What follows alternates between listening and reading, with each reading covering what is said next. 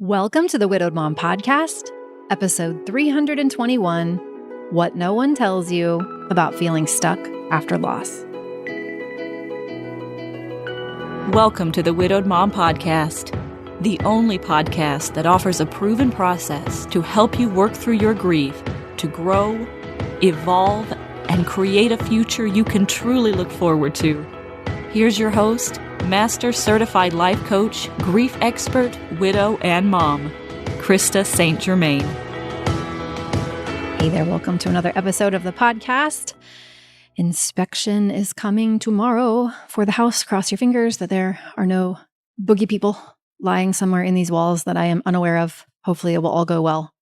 I also wanted to say thank you so much to those of you who have left listener reviews lately. I read every one of them, and sometimes they are just the brightest parts of my day. And if you have considered leaving a review but haven't, I would just absolutely love it if you did. Reviews really do help get the podcast in front of more widows. And I know even if someone never pays me a dime and works with me in one of my coaching programs, just listening to the podcast helps them. And it is still my mission to get this podcast in front of as many widows as possible. There are 11 plus million widows just in the US alone. And while we do have now over 1 million episodes of the podcast downloaded, we can do better. I know we can. Last week, we talked about something called the invisible ceiling and how we can unknowingly limit what we believe is possible for us after loss and how a lot of us are doing this. And we looked at how belief patterns just kind of show up, right? And we don't even choose them necessarily on purpose. We don't even recognize that maybe that they are optional. And so they just keep really limiting the experience that we get to have. They keep us stuck underneath this ceiling. So if you haven't listened to that episode, definitely go check it out as soon as you're done with this one. But if you've been feeling flat or disconnected or kind of like you're just going through the motions, you are not alone. I get asked that all the time. Is something wrong with me? Is this normal? And I just want to tell you, gosh, there's really nothing that isn't normal in grief. Now, maybe there's some things that aren't enjoyable and maybe some things that require extra levels of support. But if you're worried about it, I hope that you will stop. So what I want to talk about in this episode is what is really going on when you feel stuck. And more importantly, why you do not have to stay there. The things that no one really tells you about what it's like to feel stuck. So when I say stuck, I don't mean I can't get out of bed. I can't function. I can't eat. I don't mean that kind of stuck. I mean a stuck that looks like going through the motions, going through your daily routines, doing all the quote unquote right things, functioning, but kind of feeling like you're watching your life happen from the outside. You're keeping things going. The to-do list is happening. People think you're doing well. They're probably telling you how strong you are and how well you're doing. But inside, it's like something is missing. And you might not even be able to name what it is. You might just feel detached or maybe a little foggy. It might be like the things that used to matter don't feel meaningful anymore, and kind of nothing really matters to the same extent that it did before your person died. And you don't necessarily want to go back to the past, but you're also not excited about the future. Do you know what I'm talking about? It's being past the point of barely surviving. You actually are surviving, but it is not thriving. That's the stuckness that I'm talking about. And it's uncomfortable and it's confusing. Most women I work with tell me they were not like this before their person died. Before their person died, they felt a confidence.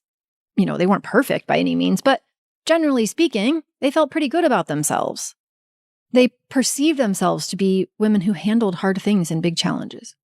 And so it's frustrating when you don't seem to know how to think your way or work your way out of this kind of invisible ceiling and this stuck feeling. So what I want you to hear is that most widows aren't stuck because they don't have what it takes. They do have what it takes. You have what it takes. They're stuck because they haven't been taught the tools that actually work. So here are some of the reasons that women stay stuck after loss. These are the patterns that I want you to listen to and just see how many of them you spot yourself in. So number one, you're stuck in your head. You're constantly thinking, maybe even obsessing about how to feel better. But the thinking doesn't lead anywhere new. And you're replaying the same thoughts over and over. I shouldn't still be feeling this way. Maybe I'm doing something wrong. Is this grief? Is this depression? Will it always be like this? Is this just how it is now? Maybe you're spending hours reading about grief or listening to podcasts. Maybe you're highlighting books, you're doing all the journaling, but it's like your brain is a hamster wheel. It's always moving, it's never arriving.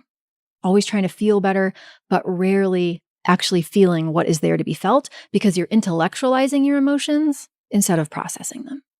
And maybe you have no idea what that means. Right? That's okay. There was a time where I didn't either.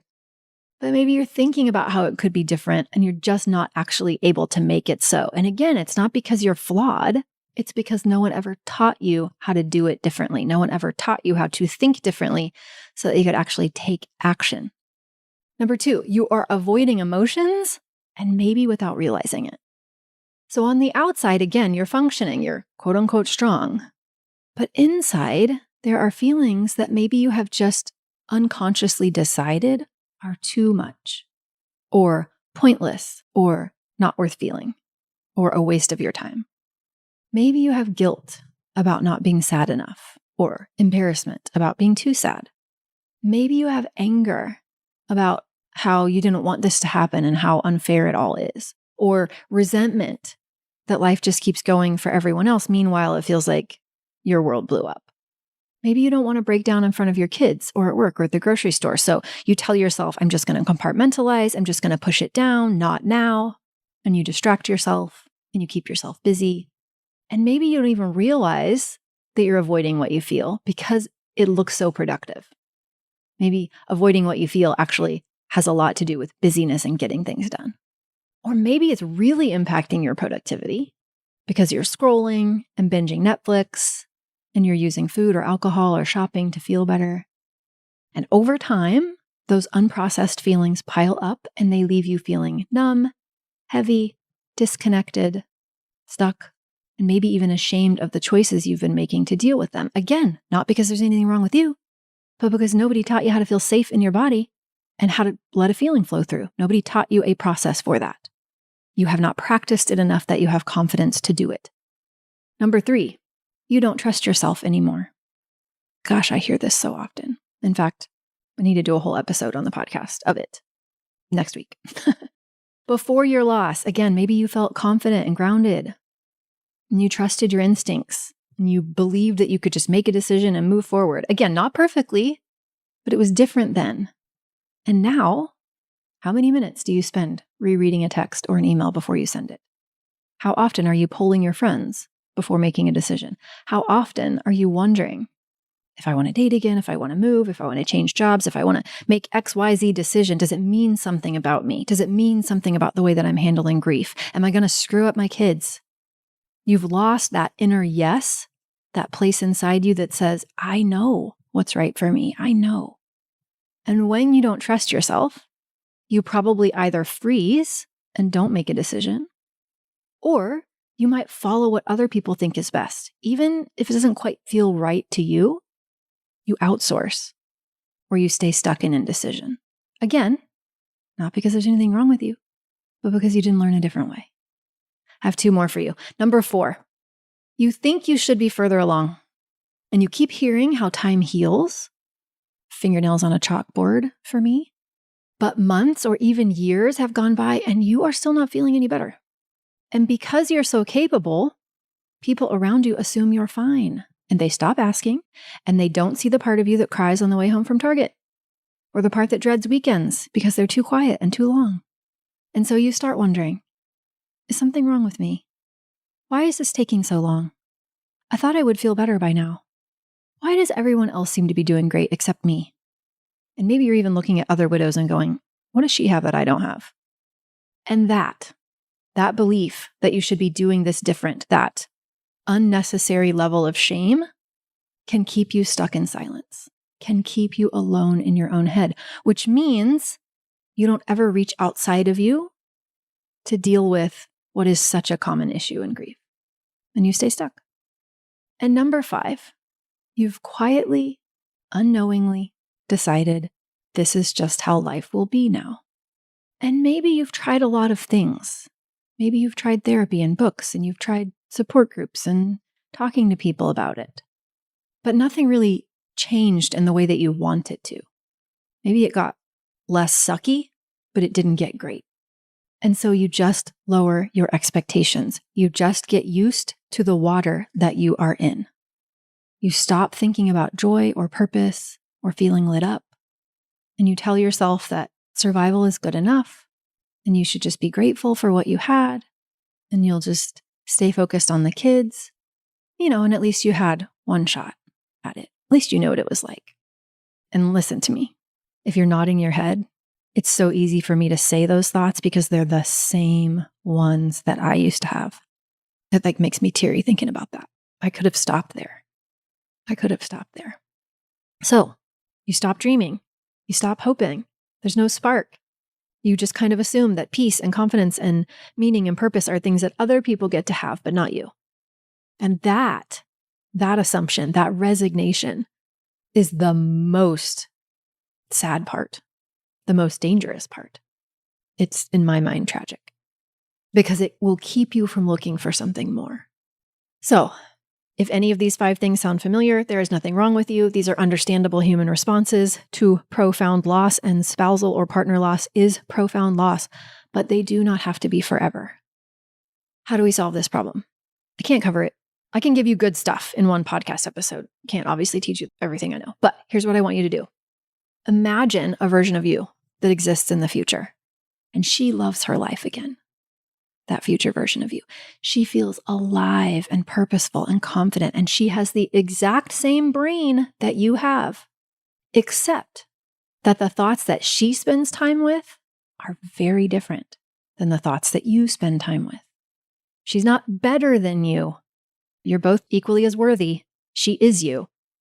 But the thoughts she spends time with are very different than the thoughts you spend time with. And sure, she still has emotions that she doesn't love. Life is not perfect, still 50-50, but she has tools to process them so she doesn't have to turn to distractions to get away from them.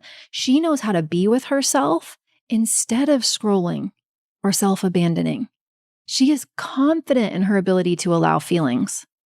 She knows how to let them work their way through her system. She knows that she is not her thoughts. She is the thinker of her thoughts. She knows that she is not her feelings, but the one who experiences them.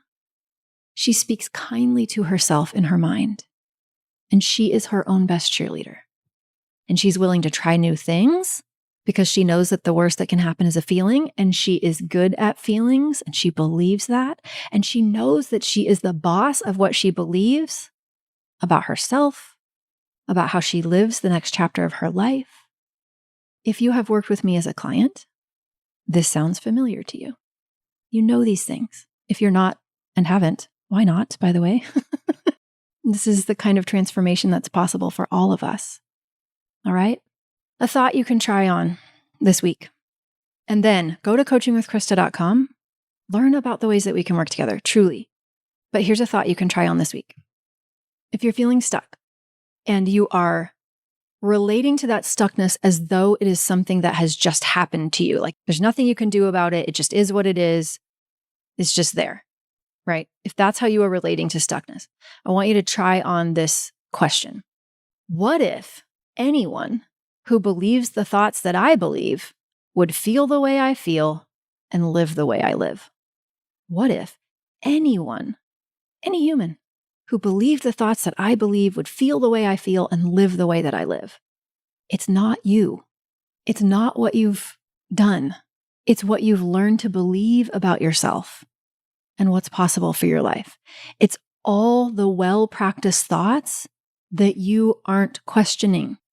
What you think about yourself creates more of the same. What you believe is possible has become what is. It makes so much sense. And I just want you to contemplate that I could be right about this, that there could be absolutely nothing wrong with you. And what if anyone who believes the thoughts I believe would feel the way I feel and live the way that I live? And maybe I'm stuck is just a well-practiced thought too. Maybe. Next week, I do want to talk about rebuilding self-trust after loss, especially when your confidence is in the tank. Not where you want it, because you really can learn to trust your instincts again. You really can learn to trust yourself. And I would love to talk about that. All right, that's what I have for you this week. Remember, I love you. You've got this. Take care, and I'll see you next week. Bye-bye. If you like what you've been hearing on this podcast and want to create a future you can truly get excited about even after the loss of your spouse, I invite you to join my Mom Goes On coaching program. It's small group coaching just for widowed moms like you, where I'll help you figure out what's holding you back and give you the tools and support you need so you can move forward with confidence. Please don't settle for a new normal that's less than what you deserve. Go to coachingwithkrista.com and click Work With Me for details and next steps. I can't wait to meet you.